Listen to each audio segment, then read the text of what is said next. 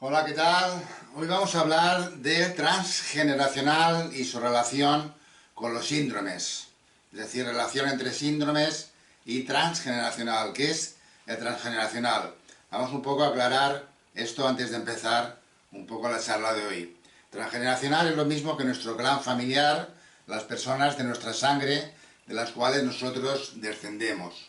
Esto es lo que se llama en biodescodificación el transgeneracional, es decir, el inicio realmente de todo nuestro árbol genealógico, lo que se puede llamar también constelaciones o reimpronta, que es muy parecido, y todo ese árbol estructurado, jerárquico, donde empieza por la parte viva que somos nosotros, va siguiendo por nuestros padres, por nuestros abuelos, bisabuelos, y ya más allá poca gente conoce. Con lo cual quiere decir que esa gran historia de amor, esa gran historia de encuentros, de desencuentros, de secretos no dichos, de secretos ocultos, de la sombra, es decir, no solamente negativa, sino también positiva, la sombra que podían ser robos, violaciones, como digo, secretos nunca dichos, ocultaciones, robos, un gran etcétera. Es decir, es una gran historia entre un vínculo, entre unos múltiples vínculos de personas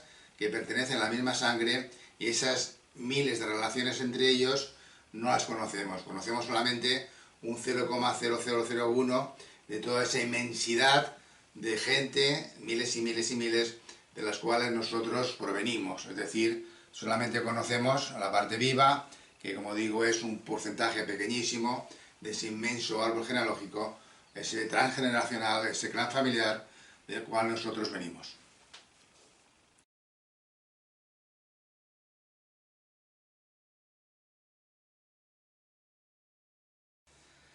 A mí me gusta siempre ir de lo general a lo particular, y me gusta que tengáis una visión global. Luego no creo que tengamos tiempo en este vídeo, porque transgeneracional son muchas horas de explicación. Es decir, el transgeneracional, cómo nace, cómo se origina en la cultura, en la historia nuestra, occidental, qué personas hay que realmente empujan estas ideas, y es un largo etcétera. Es decir, realmente para explicar en profundidad habrá que dedicar varias horas, cosa que ahora mismo aquí no tenemos tiempo, con lo cual vamos a dar un vistazo y ver qué interrelación hay con los principales síndromes que hemos comentado: yaciente, la cripta, el doble, etc. Voy a contar una pequeña historia verídica que es interesante para ver realmente uno de los grandes problemas que tiene el transgeneracional, es decir, la comunicación entre las personas, más que nada la comunicación entre las personas de una misma familia. Estaba yo un día cenando con mis primos y alguien dijo, hablando un poco en voz alta, el cojo no fue querido por la abuela. Claro, aquí había que un poco descifrar o descodificar realmente la relación de quién era el cojo y quién dijo aquello. Aquello lo dijo una persona lejana en la familia, también de la familia, pero lejana, y estaban mis primos y estaban hablando justamente del cojo, que era el padre de mis primos y de la abuela, digamos de la abuela. Entonces, esa persona, por no sé qué derivación en estas reuniones que ahora se dicen que la gente acaba peleándose algunos, cosa que yo nunca he visto, pues alguien dijo que realmente el cojo no fue amado por la abuela. Es decir, el transgeneracional es una gran historia de amor, de encuentros y desencuentros. En esta historia específica, un nieto se levantó y dijo: voy a contar la historia real, para que veáis que la abuela amaba a nuestro padre, que es el cojo. El cojo porque al final se quedó cojo, la pierna se le quedó rígida. Contó la historia y muy resumida, la historia fue que de niño le picó una serpiente en la rodilla, se le inflamó, fue al hospital, le dijeron a los médicos la tienen que amputar, o sí. Realmente en aquel momento la penicilina estaba empezando, no había antibióticos, no había prácticamente muchas herramientas que tenemos ahora, ¿no? Y le dijeron los médicos, yendo al hospital de la ciudad, porque los hospitales estaban en las ciudades, que al niño de unos 7 años, había que amputarle la pierna, que lo dejara allí, y al rato se lo iban a amputar y al cabo de unos días se lo podía llevar a su casa.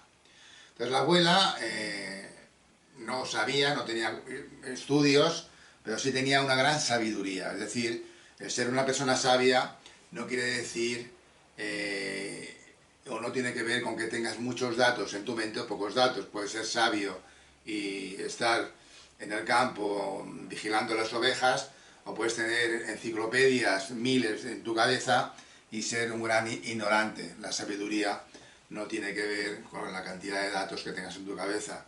La abuela, por así decirlo, era ignorante, pero era una persona muy sabia.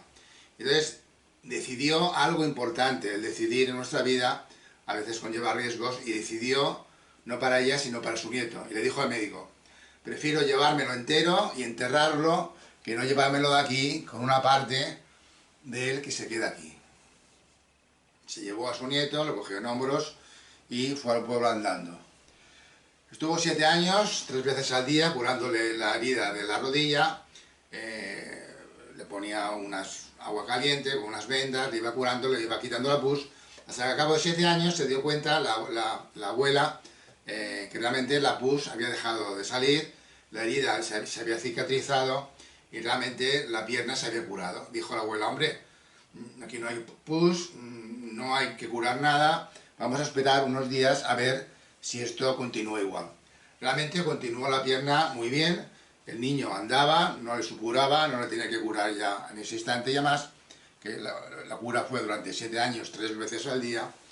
Y el pero, siempre hay un pero, siempre en la luz hay una pequeña sombra, fue que la pierna se quedó rígida del niño. El niño ya tenía unos 14 años, empezó a los 7, duró 7 años el tratamiento original, curioso, de la abuela, con vendas, con agua caliente, con agua oxigenada. A los 14 años empezó a andar, pero estaba cojo. La pierna, la rodilla no se articulaba, porque la abuela nunca supo y nadie le dijo que en cada cura la tenía que mover un poco, porque la tenía envuelta en vendas, la tenía rígida. Con lo cual, el cojo se quedó cojo. Entonces, bueno, no obstante, encontró pareja, tuvo hijos, a mis primos, montaron unas empresas textiles, fueron famosos en el pueblo, y quedó ahí en una nube siempre la historia del cojo. Y esta historia se perdió en el tiempo, como pasa en los clanes, en el transgeneracional que estamos hablando.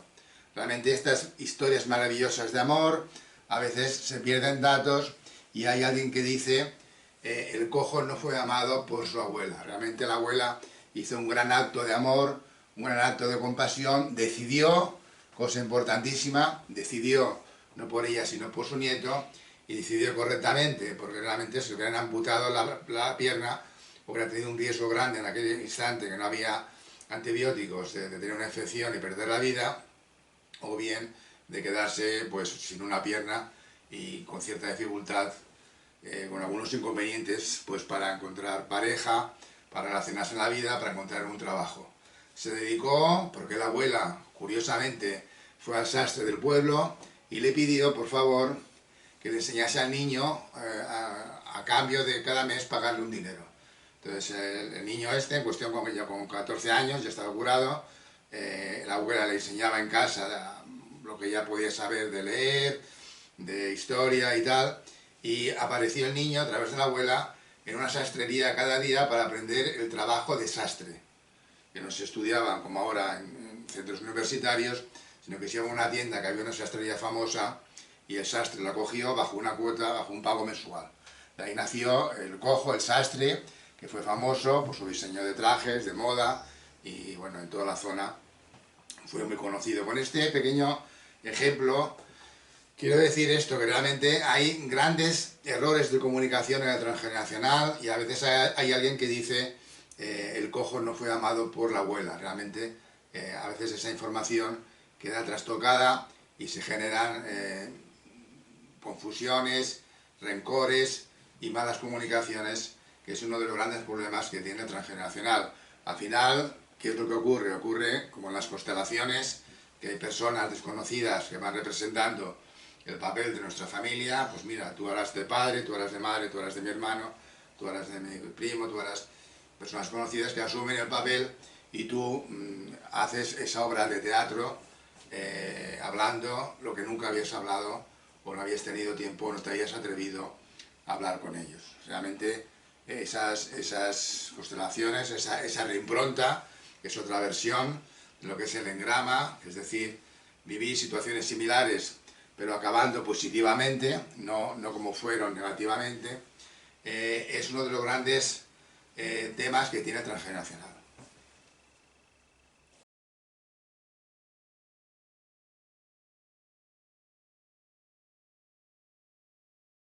Vamos a ver las leyes básicas del transgeneracional, que son la de jerarquía, la de autoridad, la de lealtad y la de justicia. Hay más, pero no vamos a entrar en ellas porque estas son las más importantes. Y ahora vamos a poner un ejemplo de lealtad que mucha gente de vosotros conoceréis, algunos no, pero bueno, está en internet con multitud de vídeos. Desde la generacional tiene estas leyes que hemos comentado, aparte de otras, y realmente muchos de vosotros os preguntaréis el transgeneracional cómo funciona realmente, es decir, cómo pasa la información al transgeneracional. De hecho, es información del conjunto de personas que tienen la misma sangre, es decir, unos provienen de otros, son todos familia.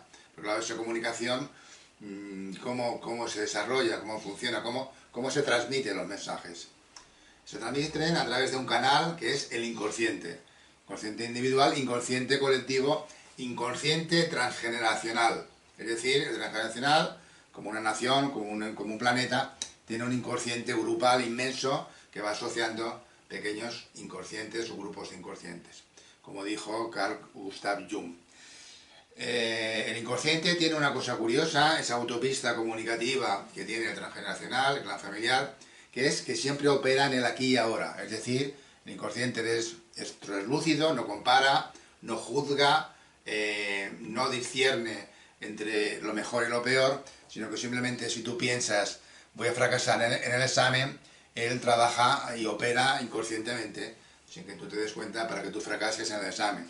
Si tú crees y estás convencido de que esa herida que tienes en la mano se te va a curar y tú estás seguro, tienes muchas posibilidades de que eso ocurra. Si tú crees que subiendo una escalera te vas a caer, pues seguramente te vas a caer. Es decir, el inconsciente trabaja en paralelo, no como el consciente en secuencial, una tarea detrás de otra, sino que el inconsciente opera en paralelo, es decir, multitud de tareas a la vez son ejecutadas en diferentes tiempos. Una característica curiosa que tiene también es que cuando empieza con algo, el inconsciente siempre intenta finalizarlo. Es decir, tú por ejemplo piensas ahora en dónde dejé los guantes. Estás pensando, bueno, ya vas a trabajar, ya te olvidas de dónde dejaste los guantes y al cabo de una semana, por ejemplo comiendo o hablando con un amigo, tomando café, de pronto aparece la idea, los guantes están aquí. Pero tú no pensabas en los guantes, había pasado una semana. Pero el inconsciente continuaba operando, digamos, como de forma soterrada, como en underground, de forma soterrada y continuaba trabajando. Es decir, una de sus características es trabajar en paralelo con multitud de tareas y siempre intenta finalizarla. Siempre. Otra cosa es que lo finalice bien, lo finalice mal, pero como estamos diciendo, el inconsciente es translúcido, es, digamos, no juzga, no compara, es casi como un niño. Es decir, es realmente algo que no entiende entre el bien y el mal, sino si tú tienes una creencia o tú tienes de fe a algo, él va a intentar que esa que tú crees o tu creencia o tu percepción se ejecute. Como digo, el inconsciente opera en el aquí y en el ahora, entonces es la herramienta que se usa, por ejemplo, en la reimpronta. El inconsciente no opera en el ayer ni en el futuro, opera en el aquí. Entonces todo el canal comunicativo de todo el transgeneracional nos puede ser útil, digamos, operar o trabajar a través de la, digamos, hipnosis ericksoniana y de la PNL y de otras herramientas, a través de este gran camino, o de esta gran autopista, de este gran canal que tiene el transgeneracional, que es el inconsciente, que siempre opera en el aquí y en el ahora. Otra cosa importante que tiene también el transgeneracional es la teoría fractal, que nos viene a decir que el todo está en una parte, es decir, la gota de agua del mar es una, digamos, parte fractal del mar, es decir, con miles de millones de gotas de agua de mar, que son lo mismo, replicados multitud de veces, creas un océano, es decir, con una pequeña estructura repetida miles de veces o millones de veces, creas una gran estructura, pero esa gran estructura está basada en una pequeña estructura a base de repeticiones. Eso es el fractal. Es decir, el fractal nos dice que realmente el todo está en una pequeña parte. Es decir, cada una de nuestras células, de la piel, de cualquier parte de nuestro cuerpo, tiene toda la información de nosotros. Es decir, en lo pequeño está lo grande. Es decir, cada uno de nosotros somos potenciales conocedores de toda la información a través del inconsciente de ese transgeneracional, con lo cual nosotros podemos saber y conocer más información de la que nosotros queremos saber. Entonces, las leyes de transgeneracional que estamos comentando son la jerárquica, es una estructura, como podéis ver, digamos, piramidal, que va empezando por nosotros y subiendo hacia arriba, los abuelos, bisabuelos, tatarabuelos. Entonces, unas leyes, digamos, de autoridad, es decir, hay unas personas en el clan que realmente de forma implícita deciden más que otras, tienen más autoridad que otras, igual que hay unas amistades y enemistades también implícitas entre unos miembros del clan y otros, tampoco se sabe bien por qué. Hay una especie de, digamos, de empatía más acusada en unos miembros que en otros. Y está la ley de la lealtad, que la vamos a poner el ejemplo. Félix Rodríguez de la Fuente, que tiene multitud de vídeos en internet, empezó estudiando por lealtad a su padre, que era abogado, y el padre le impuso que para trabajar tenía que ser dentista, como se decía antes, ¿no? Tenía que trabajar, bueno, Félix Rodríguez de la Fuente empezó a estudiar odontología, realmente sacó buenas notas, se doctoró, acabó doctor, empezó a trabajar, pero el padre, que era abogado, un día fallece. La gran ilusión de Félix era realmente dedicarse a la naturaleza, como cuando era pequeño, salía por el campo, de León de Burgos, y realmente toda su vocación era el mundo de las aves, de las águilas, todo este mundo natural del entorno del planeta en donde estamos. El padre fallecido, él deja el trabajo de odontólogo, lo hacía por lealtad al padre, muchas veces tenemos trabajos en el clan que no deseamos por lealtad al clan. ¿Por qué? Porque el clan nos protege, a cambio nosotros somos leales. En el caso de que esa lealtad no ocurra, porque somos expulsados del clan por no obedecer esas órdenes implícitas, inconscientes, ocurren las figuras del garbanzo negro o de la oveja negra, es decir, personas que se autoexcluyen o son excluidas por decisión del clan, salen fuera de él, se alejan de él y viven y crean un clan distinto, es decir, ya dejan de pertenecer por decisión propia o decisión del clan a ese mismo clan, por discusiones, por desavenencias, por historias varias y multitud de ejemplos que se podrían poner, pero ahora no tenemos tiempo. Entonces, una de las grandes leyes que tiene el transgeneracional es la ley de la lealtad. Es decir, yo tengo que ser leal, aunque yo quiera ser dibujante, tengo que ser carnicero, aunque yo quiera ser, tener, yo qué sé, es decir, realmente casi vas a vivir la vida que te van a diseñar inconscientemente en el transgeneracional. ¿Por qué? Porque en el transgeneracional ocurre una cosa muy significativa, es decir, como estamos diciendo, son informaciones. Es un conjunto de información, de vínculos, de relaciones entre los miembros del clan, y muchas veces eso queda pendiente. Es decir, por ejemplo, un abuelo era dermatólogo, su hijo se dedicó a vender pieles, abrigos, y la última persona de la cadena se dedica a vender zapatos de piel. Lo común en todos ellos es que se dedican a la piel y realmente hubo algo comunicativo, como por ejemplo en el músico Bach, que a través de múltiples generaciones todo el mundo se dedicaba a la música. Evidentemente había una parte genética a través del ADN, pero había una parte informativa, de información, que viene de transgeneracional. Es decir, tú tienes que ser odontólogo, porque yo como abogado, como le pasó a Félix, creo que será lo mejor para que tú te desenvuelvas y te defiendas en la vida. Realmente transgeneracional lo que hace es proteger, sobreproteger, acoger, ayudar. Por eso está en contraprestación la lealtad. Es decir, yo voy a ser leal a cambio de una protección en el entorno hostil que cree erróneamente transgeneracional, que es la vida, y yo, si estás dentro del clan, el clan, alguien de todo el clan te va a proteger. Por ejemplo, hubo una cosa curiosa de una persona que yo conocí, que le llegó un dinero importante de un abuelo de Cuba que él nunca conoció. Un día le llega una historia a través de notario que ha recibido tantos millones de dólares de alguien desconocido de su familia, que era un abuelo que hace un tiempo se fue, por ejemplo, a Cuba, a Sudamérica o a otros sitios igual. A él le sorprendió mucho y se interesó por la historia. Y la historia era, por esto estamos diciendo, otra de las leyes del transgeneracional es la ley de la justicia. En el transgeneracional hay una ley importantísima que es el equilibrio. Es decir, la justicia siempre está funcionando de forma inconsciente.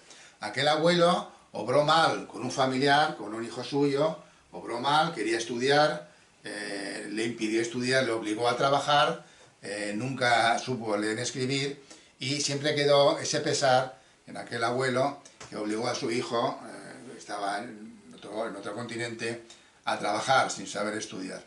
Curiosamente, la ley de la autoridad, la ley, mejor dicho, de la justicia, del equilibrio, aquel abuelo dio un dinero importante a una persona desconocida de su misma sangre, es decir, el clan siempre son personas sanguíneas, aunque pueden venir personas que son adoptadas, que al final adoptan los mismos patrones, creencias y se meten dentro del clan, incluso a veces cogen las mismas enfermedades que tiene el clan, las personas adoptadas, estoy comentando, y ese dinero que le vino de esa persona de Cuba era un equilibrio, un restablecimiento, y era un dinero para que él, que quería curiosamente estudiar y entrar en la universidad y no tenía dinero, le llegó con la anotación: destina este dinero a estudiar, a aprender, a tener una cultura, una formación, sin conocer el abuelo a esta persona que le mandó el dinero. Realmente ahí, en el transgeneracional, lo que nos está diciendo es que hay una justicia implícita, un equilibrio y realmente una estructura que intenta siempre ser justa. ¿Qué ocurre en el transgeneracional? En el transgeneracional, otra parte que tiene son los desequilibrios, por eso hay equilibrios y justicia, porque uno de los nudos gordianos que tiene el transgeneracional es aquellos secretos no dichos. Ahora, con lo cual vamos a entrar en los síndromes importantes y qué vínculo o relación tienen con el transgeneracional. Es decir, en el transgeneracional ocurren, como hemos dicho al principio, hechos amorosos y hechos no amorosos, a veces por mala comunicación, por el ejemplo del cojo, o realmente por ofensas, como son violaciones, como son robos, como son asesinatos, y un largo etcétera. Y sobre todo lo que hay es secretos no dichos, que al final siempre el inconsciente se manifiesta. Es decir, aunque tengas bajo llave un secreto, al final se va a conocer.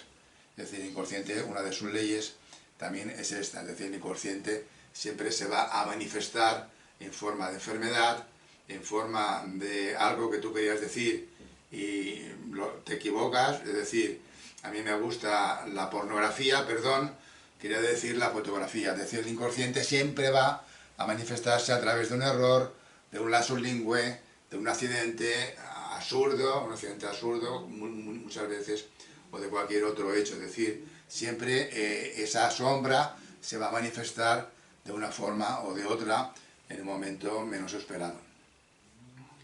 Vamos a entrar ahora, para un poco agilizar el tema, en los principales síndromes que están vinculados con el transgeneracional.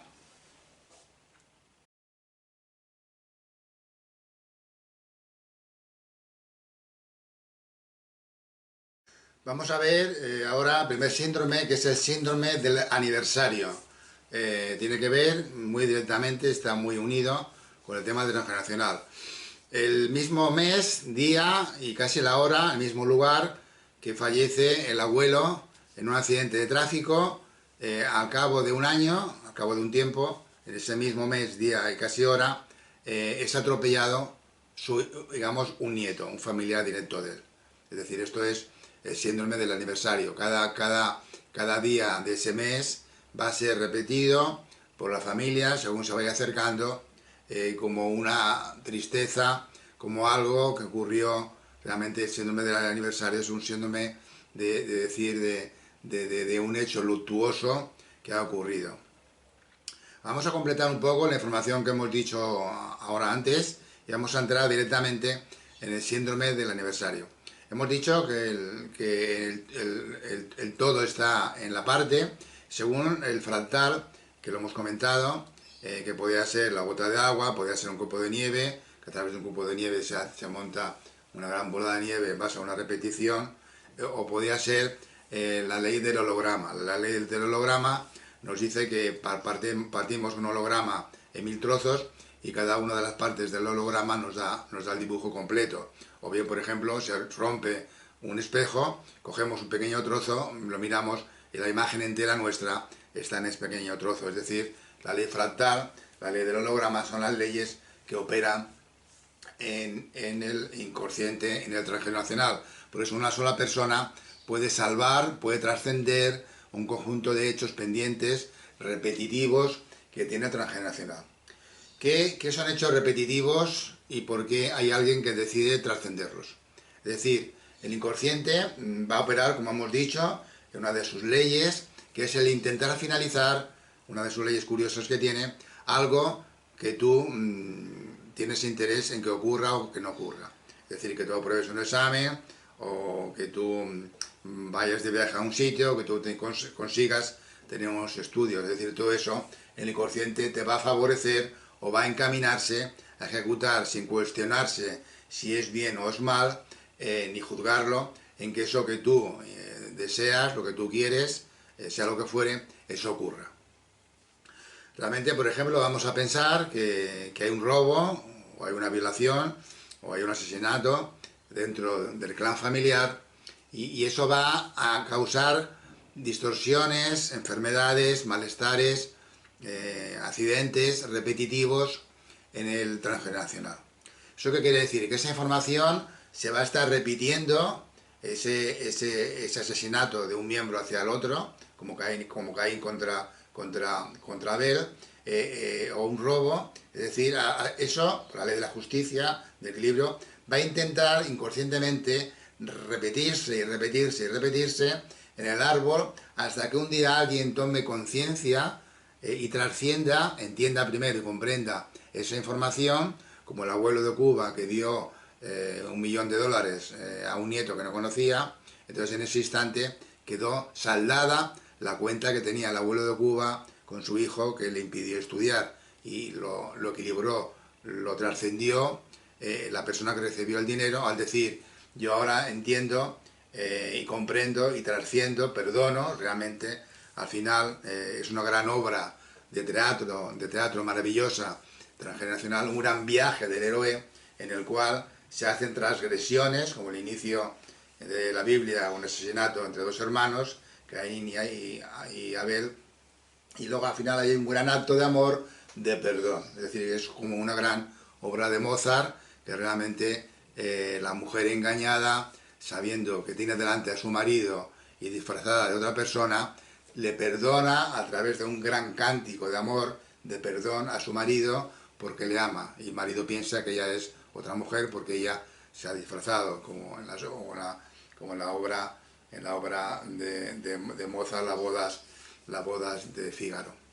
Realmente es una gran obra de amor, de perdón, en la cual hay infracciones, y esas infracciones, ese robo, ese impedimento, ese no dejar de estudiar a un hijo o impedirle acceder a los estudios, o ese asesinato, va a estar repitiéndose como una deuda a saldar, porque alguien en algún momento de toda la historia, de todo el tiempo, tome conciencia sin saber por qué, tome una decisión y diga: yo voy a hacer esto. Eso, curiosamente, si alguien se fija y toma conciencia, va a trascender, va a saldar aquel hecho negativo, aquella violación, aquel asesinato, aquel robo, lo va a saldar, lo va, como la justicia hace, digamos, como con la ley de la justicia transgeneracional, a equilibrar. Con lo cual, esa repetición va a dejar de funcionar en el árbol transgeneracional. No obstante, habrá otra transgresión dentro de él que habrá que volver realmente a otras repeticiones hasta que alguien del clan trascienda, y continuamente son transgresiones y actos de perdón que se van cometiendo dentro de él.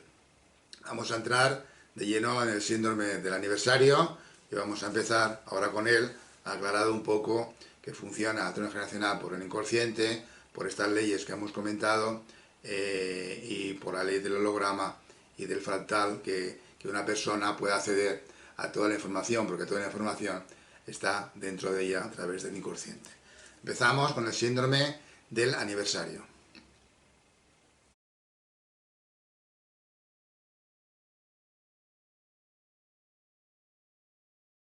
El síndrome del aniversario es citado ya casi por primera vez por Freud, luego por Hilgard en 1969, luego por Newman, luego por Pollock en 1970. Son uno de los científicos o psicólogos que realmente se fijan y les llama la atención que en determinadas fechas, en determinados lugares, en determinados eventos, la gente se entristezca. Por ejemplo, el famoso 1 de noviembre. El 1 de noviembre es el día de todas las personas fallecidas, y realmente todos vamos en ese día de recuerdo, ese síndrome del aniversario, a realmente a visitar las tumbas o los sitios de nuestros seres queridos. Llevamos flores, limpiamos la tumba, vamos con nuestra familia, hacemos una pequeña comida, un pequeño acto, o una pequeña misa, un pequeño acto religioso, etcétera, etcétera. Esto, en el fondo, esta repetición, que es un síndrome, es decir, todo síndrome es un acto repetitivo, igual que el inconsciente es una repetición, y el transgeneracional se está repitiendo hasta que alguien lo trasciende, es decir, todo síndrome es un acto repetitivo como el 1 de noviembre. El síndrome de aniversario, en el fondo, ¿qué es lo que tiene? Es decir, honra a nuestras personas fallecidas, les honra en forma de lealtad, es decir, somos leales al clan en forma de honrar a los que ya no están con nosotros justamente ese día o a esa hora o esa semana o en ese momento conocido por nosotros que ellos fallecieron. Es decir, va cumpliendo una de las leyes de lo que es transgeneracional, que es la lealtad. Es decir, somos leales al clan, al síndrome del aniversario, ese día que falleció tal persona de nuestra familia, realmente porque les deseamos honrar. En el fondo hay una honra, hay un amor, como digo, en esta gran obra de teatro. Hay muchos hechos curiosos, por ejemplo, que dice: oye mamá, ¿te das cuenta que yo soy la cuarta niña de nuestra familia y antes hubieron dos niños fallecidos? Igual que le pasó a papá, también papá le curó lo mismo, y dice, igual que la tía. Es decir, en todo transgeneracional hay un conjunto de repeticiones que no es la casualidad, sino que es la causalidad, es decir, ocurre por algo, porque esa información se ha quedado atascada, es como un problema matemático que no ha sido resuelto por alguien, hasta que alguien de toda la rama del clan decide la solución, con lo cual toda esa distorsión, todo ese ruido permanente cesa, se restaura la paz a través del amor, a través del perdón. Esto es básicamente lo que es el síndrome del aniversario. Ahora vamos a ver otro síndrome parecido, que es el síndrome de la cripta.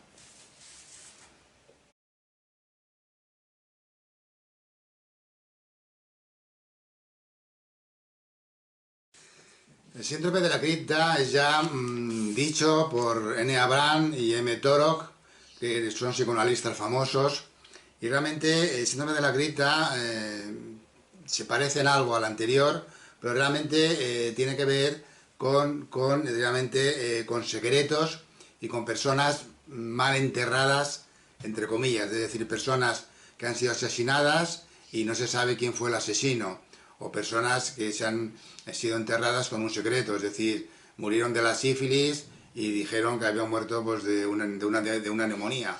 Es decir, en ese enterramiento, en esa cripta, hay algo secreto que no se manifiesta, queda en la sombra y, como hemos dicho, siempre al final se manifiesta a través del inconsciente.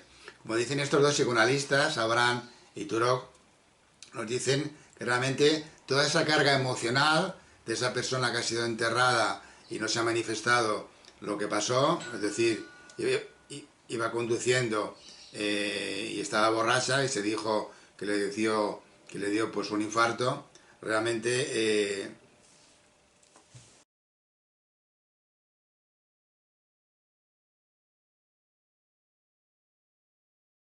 como estaba diciendo, realmente en esa cripta, en esa tumba, hay algo que se ocultó, es decir, murió por una enfermedad que está mal vista socialmente, falleció por su culpa y se dijo que era por una tormenta, cuando estaba borracho conduciendo, o realmente, es decir, hay un secreto en esa cripta. Al final, como decimos, todos los secretos se tienden a manifestar.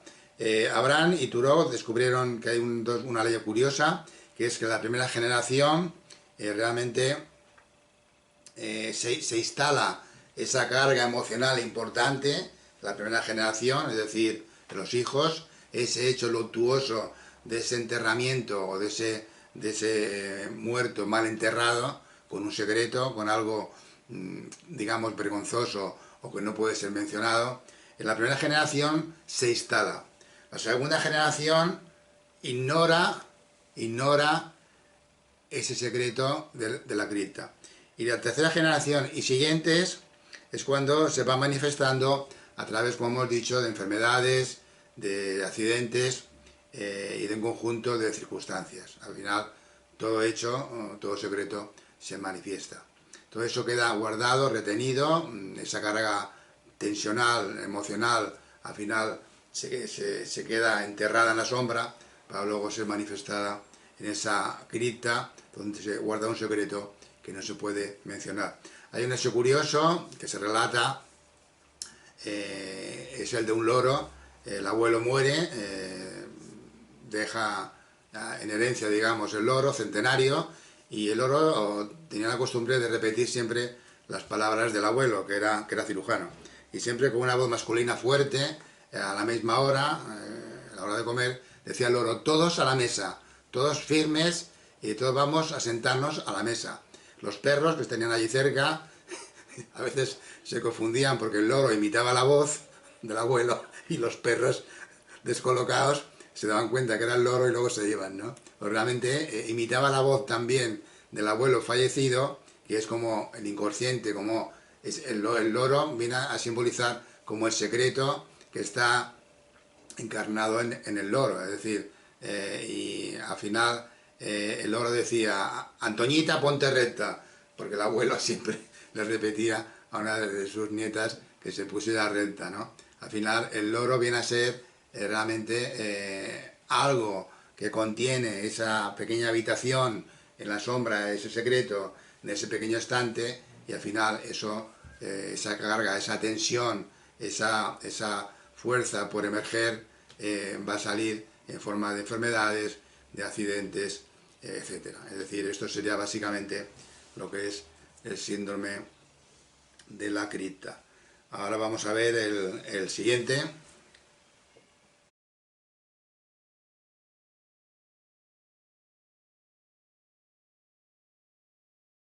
Vamos a ver el síndrome de yacente, que es un poco diferente al síndrome de la cripta. ¿En qué se diferencia el síndrome del yacente con el síndrome de la cripta?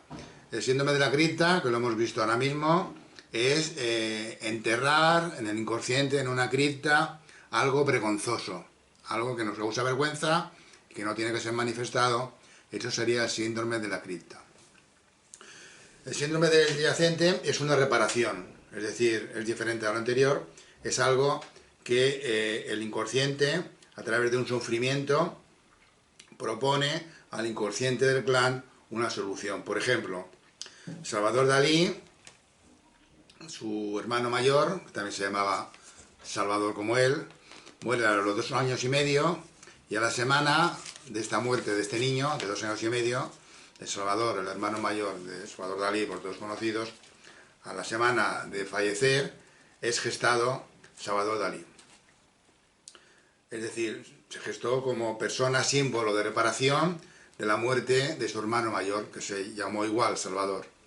Entonces, esta reparación, simbólicamente, lo que hace es repetir nombres, es decir, una vida truncada de una persona joven de 2 años y medio, por ejemplo, en este caso, se ve truncada. Eso es el síndrome del yacente, es decir, hay un sufrimiento por la muerte temprana de un miembro del clan, una muerte inesperada, a los 20 años, a los 15 años, una persona que se iba a casar, que iba a finalizar algo importante, e iba a hacer un paso importante en su vida, y se ve de golpe truncado. Eso causa realmente un gran sufrimiento en el inconsciente del clan, el cual propone, a su vez, al inconsciente una solución.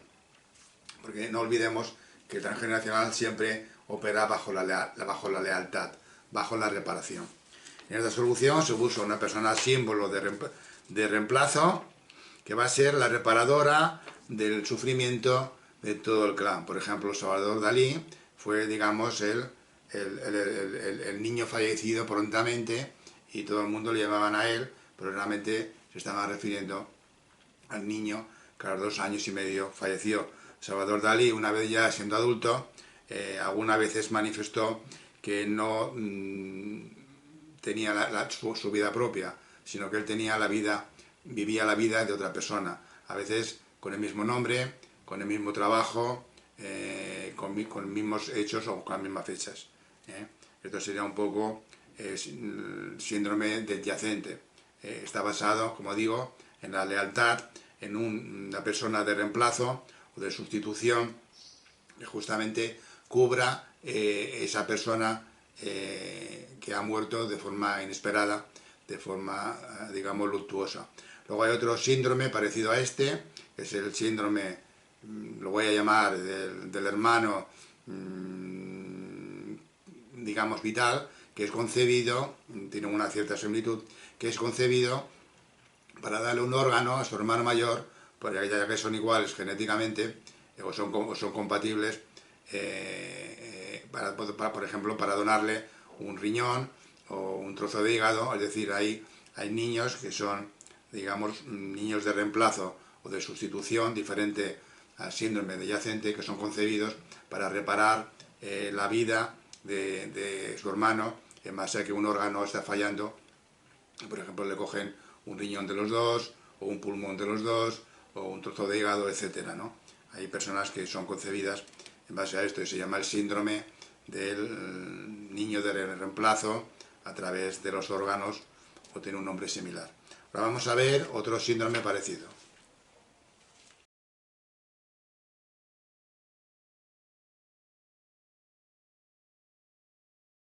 Vamos a ver algo ahora que no tiene que ver con los síndromes, pero está muy relacionado con el transgeneracional, que es el doble y el maestro. Hay mucha gente que lo complica con fechas, con números, con columnas, con horizontales, con verticales, y es muy simple saber quién es el doble nuestro, o quién es el maestro nuestro. Es decir, ¿en qué se diferencia un doble de un maestro? Un doble es lo que nos dice el transgeneracional, es alguien que recibe un legado para ser completado. Es decir, es igual que en esas carreras de testigos, hay una persona que va corriendo, llega a un punto y le pasa el testigo a otra persona.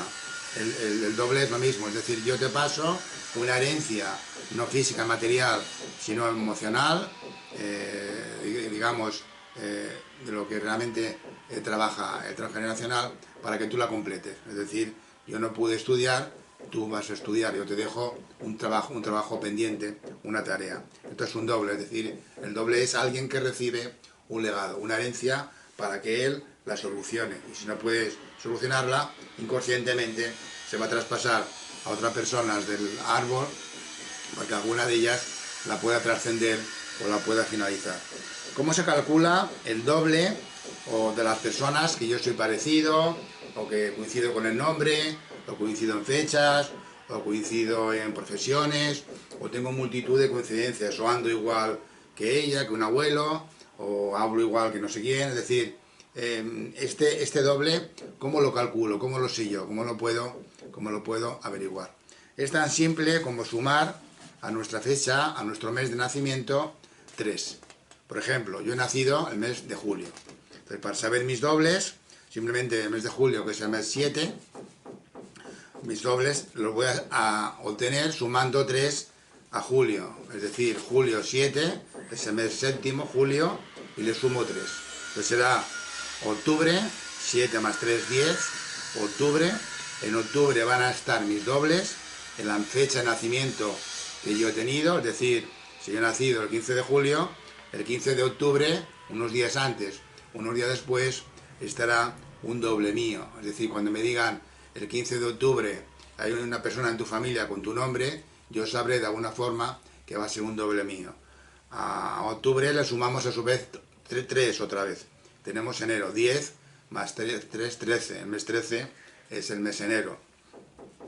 Y le ponemos a sumar 3 y así vamos obteniendo los dobles. Es decir, si yo he nacido en julio, mis dobles van a estar en octubre, van a estar en enero y van a estar en abril. ¿Cuándo? Unos días antes, unos pocos días antes, unos pocos días después de mi fecha de nacimiento. Estos son los dobles míos, es decir, si me dicen que una persona que yo he nacido en julio y ella ha nacido en el mes de enero, que se va sumando 3, y me dice que esa persona de enero, yo he nacido el 15 de julio y he nacido el 12 de julio, si yo sé que es enero y sé que es el 12 de julio, es muy posible que sea un doble mío, es decir, una persona que tenga una gran similitud conmigo en profesión, en nombre, etcétera, etcétera, etcétera. ¿Quién es el maestro? El maestro es tan simple como sumar 6 meses digamos, al mes de julio que yo he nacido. Si julio es el mes séptimo, ¿quién será mi maestro? Mi maestro serán los que han nacido en el mes de enero. Es decir, una persona que haya nacido en el mes de enero, el mismo día de nacimiento que yo, más o menos unos días, va a ser mi maestro. Con lo cual tenemos en el año 4 coincidencias, porque son 4 trimestres, son 4 coincidencias, entre las cuales una de ellas, que es a los 6 meses, es mi maestro, y las otras 3 son mis dobles. Lo voy a repetir. ¿Quién es el doble? El doble es la persona de la cual yo recibo un trabajo pendiente que ya no ha podido cumplir. ¿Quién es el maestro? El maestro es una persona, o es una persona simbólica, de la cual yo voy a aprender y ella va a aprender. Es decir, va a haber una comunicación en los dos sentidos nuestros. Es la diferencia entre doble y maestro. Entonces, el año tiene 4 trimestres, entonces es tan simple saber quién es mi maestro sumando 6 al mes de nacimiento. Yo he nacido en julio, le sumo 6, 7 más 6, tengo 13. 13 es el mes de enero. Entonces, el mes de enero, si yo le sumo 6 a mi mes de nacimiento, voy a saber quién es mi maestro. El maestro estará en enero, 7 más 6, 13. ¿Cuándo de enero? Unos días antes, unos días después, más o menos 5, 7 hay quien hace 15 también. Unos días antes, unos días después, esa persona que ha nacido el mes de enero, si yo he nacido el 15 y el 14 o el 17 o el 12, yo sabré que será mi maestro. ¿Quiénes serán mis dobles? Las personas que hayan nacido en el resto de los meses, que son calculados sumando 3 al mes mío de nacimiento. Lo voy a repetir. Si he nacido en julio, el mes 7, le sumo 3, tengo octubre. Las personas que han nacido en el mes de octubre van a ser mis dobles. A octubre le sumo 3, 10 más 3, 13. Ahí no tenemos el doble, tenemos el maestro. A enero le sumo 3, tengo el mes 4, que es abril. Sé que las personas que han nacido en el mes de abril van a ser mis dobles. Es tan simple como sumar 3 para saber los dobles o sumar 6 meses para saber lo que es el maestro, ¿no? Esto es un poco lo que está entre la frontera entre la biodescodificación y la numerología, pero bueno, tiene una parte información curiosa, ¿no? Como hemos dicho, el síndrome del aniversario, es decir, el abuelo fallece un día, a una hora por un accidente de tráfico, y a cabo de unos años, el mismo mes, el mismo día y casi la misma hora y en el mismo sitio, fallece por accidente de tráfico un nieto suyo. Es decir, la biodescodificación no funciona por la casualidad, sino por la causalidad. Es decir, hay una información pendiente que se tiene que manifestar, que tiene que salir para ser restaurada en base a la ley de la justicia, del equilibrio y sobre todo de la lealtad.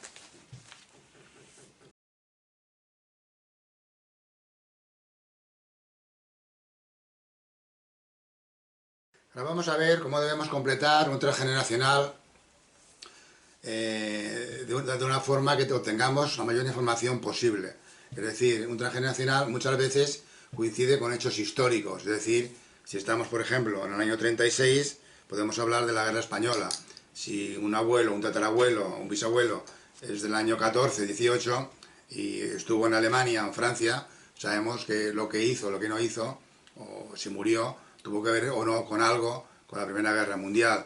Si ha nacido en el 39-40, si ha pasado algo en el 39-45, ese padre, ese abuelo, ya estuvo por Bélgica, por Francia, por Polonia, por Italia, sabemos que tuvo que ver algo seguramente con la Segunda Guerra Mundial. Es decir, tenemos que plasmar en el transgeneracional,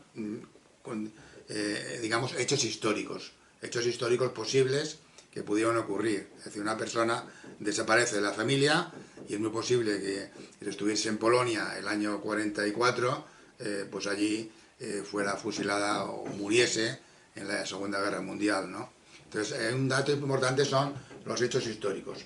Yo también mezclo un poco en el transgeneracional lo que es el eneagrama, es decir, los eneatipos, es decir, ¿qué eneatipo era mi padre? Mi padre era del eneatipo 9, era indolente, tendía a la justicia, al equilibrio, no se enfrentaba, o mi abuelo era del eneatipo 1, que es la justicia, que es la paz, que todo tiene que ser equilibrado, todo, las creencias, la tradición, es importante. Es decir, si también mezclas un poco o sabes del enagrama y vas poniendo los eneatipos de esas personas, vas a ir viendo por qué hay esas afinidades o esas no afinidades en el transgeneracional. Un momento muy vívido, muy interesante, muy realmente placentero, es cuando en el transgeneracional se completa, que es un gran puzzle, la pieza del puzzle que nos hace ver que ese puzzle era una gran imagen de algo. Era un barco, era un valle, era un planeta, es decir, ese puzzle que estamos construyendo, que se llama transgeneracional, cuando lo completamos con los huecos que nos faltaban, realmente se reestructura. Es decir, la abuela de 80 años, que estamos diciendo en el transgeneracional, tenemos que citarla en presente. Es decir, era una joven, porque la abuela de 80 años también tuvo 16 años. También fue joven, buscó novio, se casó, fue madre y luego fue abuela. Es decir, desde nuestro punto de vista transgeneracional, esa abuela falleció o se divorció o lo que fuese con 80 años. Pero hay que ver a esa abuela para que todo el árbol transgeneracional tome vida en el presente y ver que esa abuela realmente, todas esas personas no tuvieron 80, 90, 70 años, sino que fueron niños, fueron adolescentes y todo ese árbol va a ir tomando vida y se va a ir construyendo en base a las edades de cada uno, aunque estamos diciendo que el transgeneracional lo maneja el inconsciente siempre en presente. Es una gran satisfacción ver realmente cuando una persona hace el transgeneracional o hace una reimpronta, que es muy similar, y ver que realmente entiende y dice aquel familiar obró como el cojo de nuestro primer relato, no fue mal querido por su abuela, sino que fue amado por su abuela. En ese instante transgeneracional, de un sufrimiento pasa a un perdón y pasa a un amor brillante, esplendoroso, que realmente origina una gran paz y tranquilidad en la persona, porque al final todo el perdón, toda la compasión es lo que está demostrando el mapa emocional que es el transgeneracional. No es más que menos un mapa de un gran recorrido vital, de un viaje del héroe, que es de miles de personas, yo diría de millones de personas, que no son conocidas por nosotros, y que solamente un 0,00000, y la mitad de ellos son las que están vivas, conocemos. Es decir, somos partícipes de una gran obra, de un gran iceberg, del cual conocemos solamente unos pequeños fragmentos, y por esas leyes del holograma, esas leyes fractales, de que lo poco contiene a lo mucho, al todo, realmente podemos obtener esa información que no es más ni menos que un mapa emocional, un mapa de vida, un mapa de vínculos, un mapa de amor entre todas las personas no conocidas, conocidas de nuestro clan. Otro día continuaremos con otros síndromes, hemos visto los más llamativos, y vamos a cerrar, para que también cuadremos un poco este relato, con un síndrome que yo le llamo el síndrome triste pero real del cuidador. Cuidador entre comillas, no como cuidador, yo he sido cuidador, y estoy muy orgulloso de ello, pues, sino realmente la persona que es obligada, que es sometida a través de las leyes de lealtad del clan digamos, a cambiar su vida en erróneamente la atención de otro miembro del clan. Por ejemplo, voy a contar una historia curiosa, real, dos hijas, la madre vive con las hijas y la madre queda pues impedida y va en silla de ruedas. Hay un instante en que la madre de alguna forma obliga a las dos hijas que se vayan turnando en su cuidado, en su asistencia, y la llevan en silla de ruedas, la atienden, con lo cual ninguna de las dos hijas tiene tiempo para hacer su vida familiar, es decir, para tener novio, para tener marido, para tener hijos. Llega un instante, lo único que ellas hacen es trabajar y se van turnando entre ellas en cuidar a la madre, por una de las leyes que aquí se toman erróneamente del clan, que es la lealtad y la sumisión, que es lo que no contempla el transgeneracional, pero a veces hay errores que son los que estamos comentando. Entonces, las dos hijas son obligadas, por una lealtad malentendida, realmente a pasar de su vida, a no tener amigos, a no tener novio, a no tener marido, a no tener esposo, a no tener hijos. Es decir, llega un instante en que la madre fallece y las dos en un instante dado se preguntan, ahora tenemos 60 años, ahora tenemos hijos, ¿qué familia tenemos cada una de nosotras? No tenemos nadie porque hemos dado toda nuestra vida por nuestra madre. Eso no quiere decir que no tengamos que atender a la gente mayor, sino que realmente hay que poner digamos, en valor y en cada contexto cada una de las leyes de transgeneracional. La ley de la lealtad no nos va a obligar al síndrome que yo le llamo del cuidador, porque lógicamente tenemos todos, como dice Jesucristo en las bienaventuranzas, cuidemos al que está en la cárcel, cuidemos al enfermo. Es decir, eso es diferente a lo que yo intento transmitir, es decir, que una persona se vea obligada a olvidarse de su vida por cuidar a otra, teniendo soluciones que realmente pueden ser beneficiosas para los dos. No quiere decir que una persona se desentienda de sus padres o de la familia cercana, sino que una persona es sometida contra su voluntad por una malentendida ley de la lealtad del clan, a realmente a estas dos hermanas, cuando fallece la madre en el entierro, dicen ahora qué vida tenemos nosotras, porque no hemos tenido tiempo ni de tener marido ni de tener hijos, cuando dicen una de ellas, a mí me hubiera gustado tener hijos. Realmente ha sido sometida en contra de su voluntad. Esto quiero que quede en el buen contexto, y con esto resumimos un poco los grandes síndromes, los vínculos entre transgeneracional, el proyecto sentido, que no lo hemos comentado, pero es muy interesante, es otro de los momentos brillantes del ser humano, porque no sabemos de dónde venimos, como se dice, no sabemos de dónde venimos, pero sí sabemos de quiénes venimos, a través de la ley del inconsciente y lo que hemos comentado. Aquí os dejo, seguimos otro día, hemos visto algo muy superficial, pero espero que os sea útil. Un abrazo, hasta luego.